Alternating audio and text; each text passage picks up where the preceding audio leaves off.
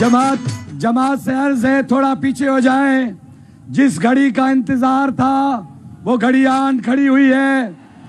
इमाम इनकलाब सूर्य बादशाह की झलक तमाम वर्कर मोहसिन पाकिस्तान मोहसिन अवाम हजरत पीर साईं बागारा।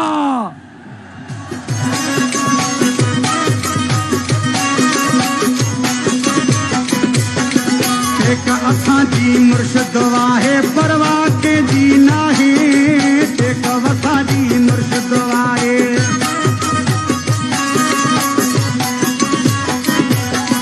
एक वफा जी मुर्शद वाहे परवाह के जी नाहे। भेज पगारा हरदम नारा भेज पगारा हरदम नारा। हर झंग में हणता सी बम्मा वसन चाहे गोलियूं लगल कोई तेल हटदा सी। बम्मा वसन चाहे गोलियूं लगल।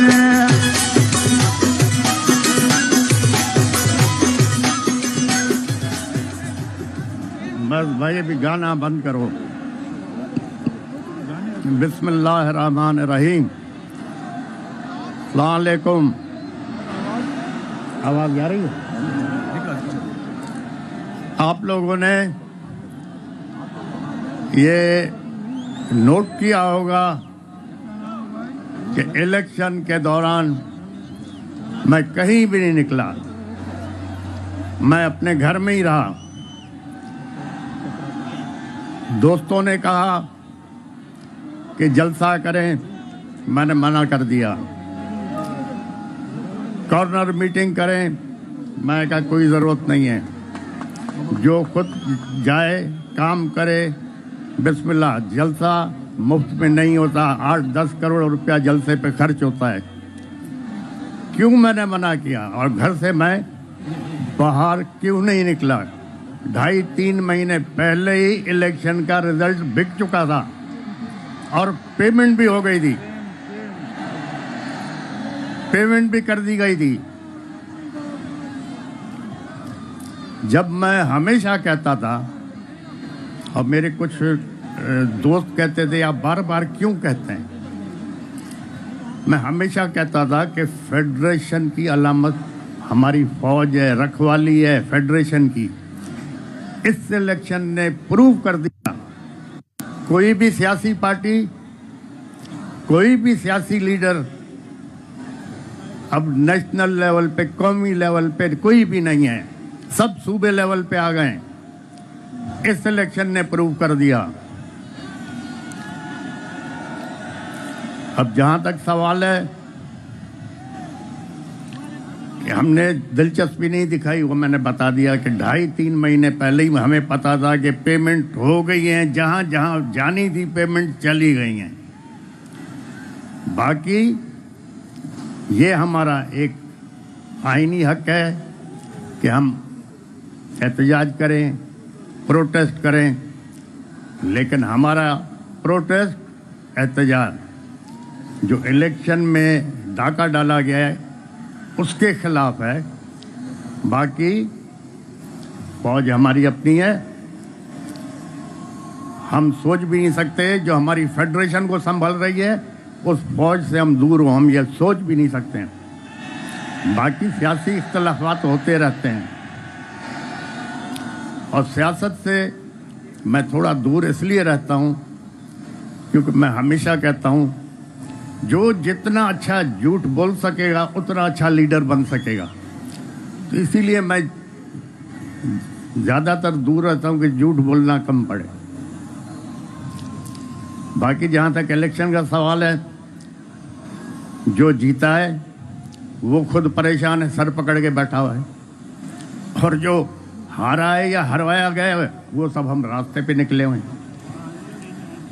तो अब तो ये जो फैसला जो हमारे मुल्क के करते हैं, अब उनको सोचना पड़ेगा कि अब आपके पास कोई भी कौमी पार्टी या कोई भी कौमी लीडर नेशनल लेवल पे नहीं रहा।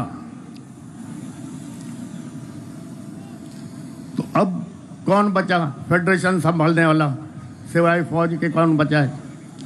अब फलस्तीन में देखो क्या हशर है, गाजा में देखो क्या हशर है, लोग जूते खा रहे हैं, मर रहे हैं।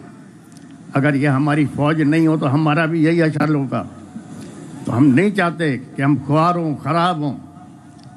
ये हमारी फौज है जिसकी वजह से हम इज्जत से भी बैठे हुए हैं, सुकून से बैठे हुए हैं।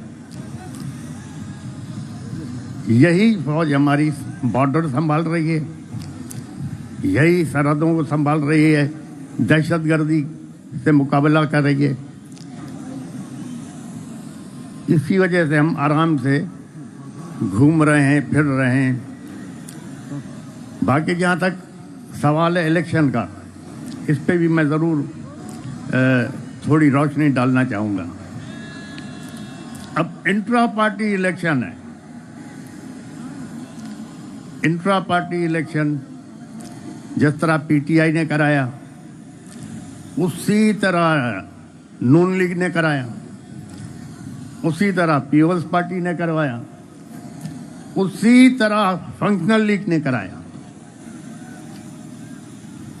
अब उस पीटीआई के इंट्रा पार्टी इलेक्शन की वजह से ये क्या, कौन सी है ये, नहीं ये भाई इलेक्शन कमीशन, उसने जमीन आसमान एक कर दी। अभी जो इतनी बड़ी खरीदो फरोख्त हुई है इस इलेक्शन में, जनरल इलेक्शन में, तो कहाँ है ये इलेक्शन कमीशन, कहाँ सो रही है? इस पे भी तो कुछ बोले। इमरान खान को सब चोर कहते हैं, चलो ठीक है, चोर है ना। क्या किया है तोशाखाना में? क्या इमरान खान से पहले जो लोग आए थे, प्राइम मिनिस्टर या प्रेसिडेंट, उन लोगों ने कुछ नहीं लिया तोशाखाना से? उन लोगों ने गाड़ियां नहीं ली क्या तोशाखाना से? जबकि कानूनन वो गाड़ियां ले ही नहीं सकते। तो सिर्फ इमरान खान चोर है? मेरी नजर में इमरान खान चोर नहीं है। मेरी नजर में हाँ, बेवकूफ़ी हो गई होगी, गलती होती है। गलती किससे नहीं होती? गलती तो इंसान से होती है। अगर इमरान खान से गलती नहीं होती तो वो फरिश्ता होता। तो मेरी नज़र में इमरान खान चोर नहीं। अगर इमरान खान चोर है तो फिर हम सब भी चोर हैं। इंशाअल्लाह ताला अब ये एक कुदरती निज़ाम है। अगर सैलाब आ रहा है या पानी आ रहा है, आप उसका रास्ता रोकोगे तो फिर दूसरी जगहों को डुबाएगा। अब जो ये 2-2.5 करोड़ नौजवान नए वोट आए, वो एक सैलाब था ना। अब जब उस सैलाब को रोका गया तो उसके नतीजे में क्या हुआ? पाकिस्तान की तारीख में पहली दफा आजाद उम्मीदवार मेजॉरिटी में जीत गए। सबको डुबा दिया उन्होंने। ये तो पीटीआई के नौजवानों ने, बच्चों ने, लड़कियों ने, औरतों ने एक कमाल करके दिखा दिया।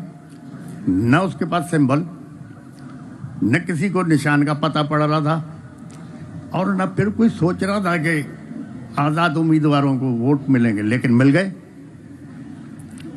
तो अगर किसी इस मुल्क में अगर आप इंसाफ नहीं दोगे, इज्जत नहीं दोगे, तो लोग फिर इंसाफ के लिए अलग रास्ता निकालेंगे।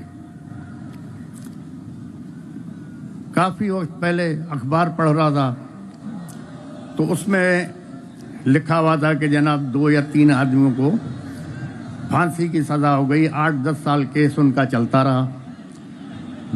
8-10 साल के बाद सुप्रीम कोर्ट ने फैसला किया कि ये बेगुनाह हैं, इनको आज़ाद किया जाए।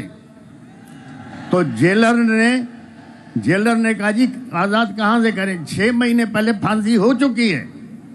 अब हमारे पास इंसाफ तो ऐसे चलते हैं। अब सुप्रीम कोर्ट कह रहा है इसको आज़ाद करो। जेलर कहता हमने फांसी दे दी क्योंकि उसको फांसी की सज़ा हुई थी। अपील 10 साल के बाद कोर्ट ने सुनी। तो जहाँ ना इंसाफ होगा, न इज्जत होगी, तो फिर लॉ एंड ऑर्डर तो ज़रूर ख़राब होगा। इंशाअल्लाह ताला अब सोचना यह है कि कानून के दायरे में रहते हुए और इज्जत से इस मसले को बाकी पार्टियों के साथ JUI हो गई, जमात इस्लामी हो गई और मज़ीद जो भी हमारे साथी हमारे साथ आना चाहें, हम उनसे मिलके उनके मशवरे के साथ इसको चलाएंगे। जहाँ तक मुझे पता है, जो मैं समझता हूँ, जो ऊपर खिचड़ी बन गई है, 8-10 महीने से ज़्यादा ये हुकूमत ने चलना ही नहीं है।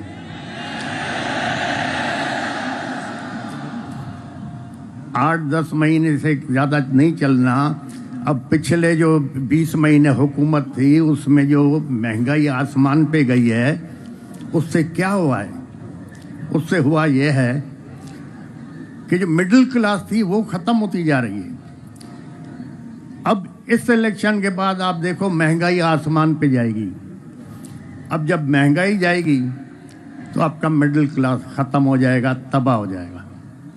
माशरे को अमीर आदमी नहीं चलाता, न गरीब चलाता, माशरे को मिडिल क्लास चलाता है। जब मिडिल क्लास ख़त्म हो गया तो आपका माशरा ख़त्म हो जाएगा। तो खुदा के लिए जो ये देख रहे हैं हालात किस तरफ हमारे जा रहे हैं, इनको सोचना चाहिए। और ये 8-10 महीने से ज़्यादा हुकूमत चलनी भी नहीं है। हो सकता है अब फौज ने सबको आजमा लिया, अब आजमाने के लिए बचा क्या है?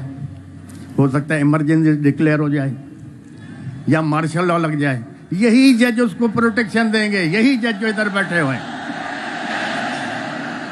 यही जज लीगल कवर देंगे। तो हालात अच्छे नहीं हैं। दूसरा, मेरे दोस्तों ने कहा कि जी हम बाइकआउट करें इलेक्शन। मैंने कहा नहीं, आप बिल्कुल लड़ें। अगर नहीं लड़ते इलेक्शन तो हम कैसे इन लोगों को एक्सपोज करेंगे? अगर कुछ दोस्तों के कहने पे हम बाइकआउट करते तो ये लोग एक्सपोज ही नहीं होते। अब इतने बुरी तरह से एक्सपोज हो गए कि नेशनल और इंटरनेशनल लेवल पे ये बदनाम हो गए। इस इलेक्शन को कौन मानेगा? क्योंकि सारे इलेक्शन फ्रॉड पे थे, रिजल्ट पहले बिके हुए थे। तो इंशाल्लाह देखें, खुदा अच्छा करेगा। खुदा ताला आप लोगों को, इस मुल्क को, हमारी फौज को अपने हिफ्ज़ अमान में रखे और हर आफत, आजमाइश, तकलीफ, दुश्वारी से पनाह में रखे। हमारे जजों को, हमारी फौज को खुदा रहनुमाई फरमाए कि इस कौम के, इस अवाम के फ़ायदे के लिए सोचें और काम करें। आप लोगों की सबकी मेहरबानी। आप लोग दूर से आए, और दूसरा ज़्यादा मैं तकरीर कर भी नहीं सकता, तकरीर मुझे आती नहीं। मेहरबानी, खुदा हाफ़िज़।